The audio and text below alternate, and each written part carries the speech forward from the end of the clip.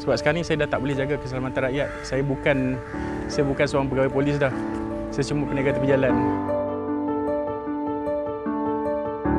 Nama saya Abu Hassan bin Ahmad, berumur 36 tahun, berasal dari Pulau Pinang. Dan sekarang saya ialah peniaga char kway teow sepenuh masa. Beberapa tahun yang lepas, saya ada cuba-cuba buat di majlis-majlis catering ke apa kan, majlis-majlis hari jadi ke, majlis kenduri, buat catering lah, ikut buat catering kecil-kecil lah. Sambil tu suka masak untuk keluarga. Jadi sampailah satu hari saya beranikan diri untuk minta resepi daripada pakcik saya. Pakcik saya ni dia memang seorang peniaga char kway teow lah. Saya minta dekat dia, saya nak belajar cara buat kicap sendiri. Dan alhamdulillah dia bagi kat saya resepi tu, saya cuba buat sendiri dan inilah yang saya jual hari ni, hasil dia punya didikan dia lah, dia ajar saya. Perkataan char kway teow tu, char tu maksud dia dalam dialek Cina goreng. Jadi kalau ditanya pada masyarakat Cina, yang sebenarnya char kway teow tu memang dia tak berkuah, dia memang langsung tak ada kuah. Jadi saya pun tak tahu siapa yang cipta char kway teow tu berkuah, ataupun mungkin jugalah yang sesuainya ialah char kway teow berkuah ke, char kway teow kuah kan.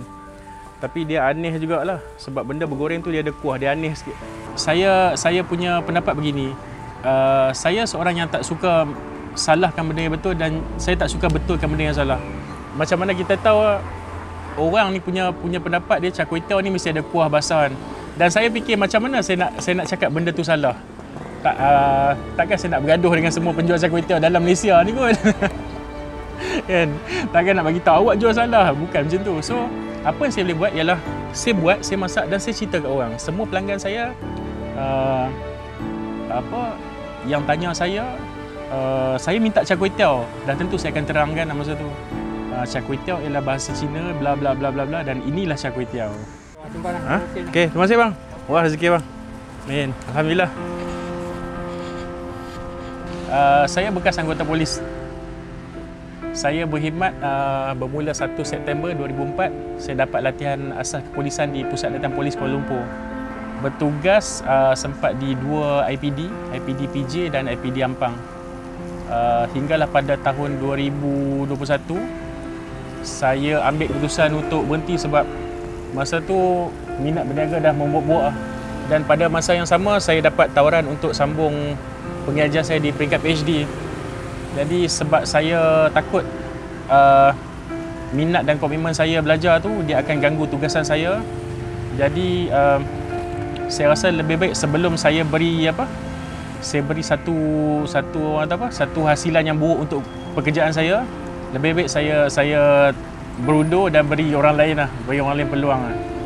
Sebab saya tahu ramai lagi yang layak, yang lebih bagus untuk berada di posisi saya. Sangat berat. Masa saya nak berhenti tu, masa saya tengah lipat uniform saya yang bagi saya yang saya rasakan sebenarnya dia ialah sebahagian daripada tubuh saya pun. Saya peluk dia, seolah-olah dia hidup. Saya peluk dia.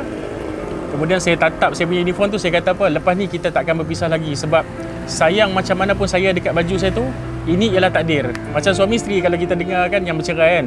Wah, fikir balik, dia sempurna, dia bahagia, dia kaya raya, tapi dia bercerai kan. Tapi kalau dah sampai satu ketika Allah dah takdirkan dia tak ada jodoh, dia tetap akan berpisah macam mana pun. Jadi mungkin benda tu berlaku kat saya kan.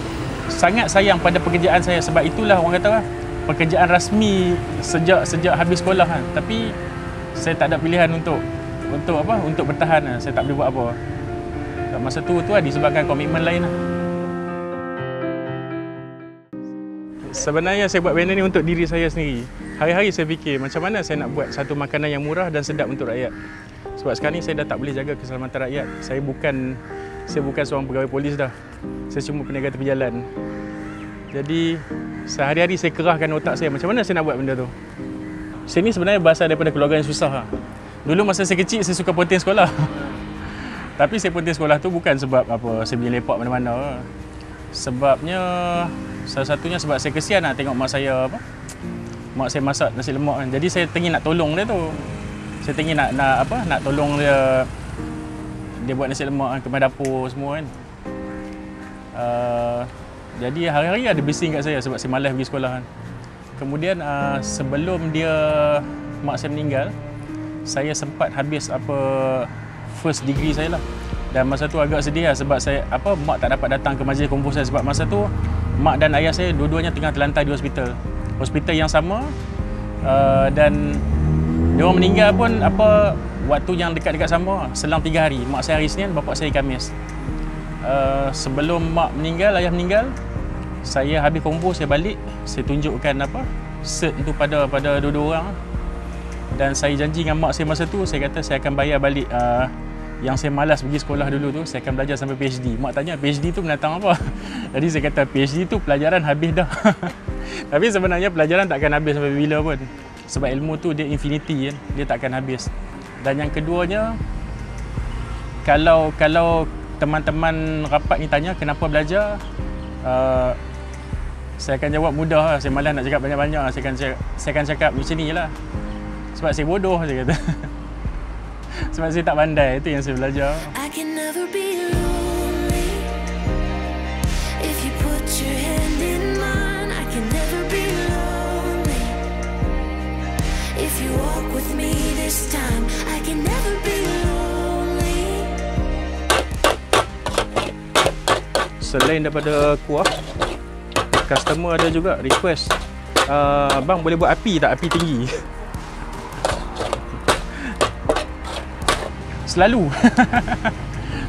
Sebenarnya begini, sebelum saya putuskan untuk berniaga, saya ada fikir juga, sebabkan saya teringat kata-kata seorang abang saya lah. Satu hari dia macam gurau-gurau dengan saya lah. Dia kata kat saya, belajar tinggi-tinggi, pengalaman ada, bila nak kerja elok-elok. Jadi tu lah, saya pun kata kat diri saya yang benda yang sama. Kawan-kawan semua ada kerjanya elok-elok kan. Kita komitmen pun makin bertambah hari. Takkan kita tak nak kerja yang orang kata di satu pos yang agak selesa kan. Suatu malam masa saya tidur, sebelum subuh tu lah, saya terjaga. Saya mimpi sebenarnya saya berniaga kat tempat ni dengan arwah mak saya. Dalam mimpi tu saya sempat katakan pada mak saya, mak, kita niaga sama-sama . Kemudian dia toleh pada saya, dia senyum. Jadi itu yang jadi semangat untuk saya berniaga. Setiap kali saya nak give up kan, saya rasa macam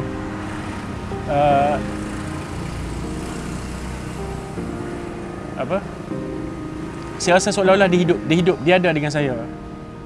Jadi itulah mungkin salah satu cara untuk melampiaskan rindu orang kata. Itulah.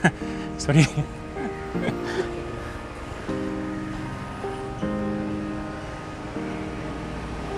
Itulah itu yang buat yang buat saya semangat nak teruskan berniaga. Dan lagi satu, dulu masa saya lepas berhenti tu, masa saya fikir saya nak bekerja balik kan, saya ada juga minta kerja kat tempat lain, 2-3 tempat saya cuba terbuduga, tapi tak ada rezeki saya. Bahasa muda dia tak sangkut lah kerja tu. Sampailah satu hari saya fikir macam semua cert saya, sijil-sijil saya tu, saya memang dah nak koyak, nak buang, nak bakar. Saya rasa tak guna pun untuk saya. Hinggalah suatu hari, bila saya renung-renung balik, saya tanya diri saya, kenapa saya tak gunakan semua ilmu yang saya belajar selama ni untuk bekerja.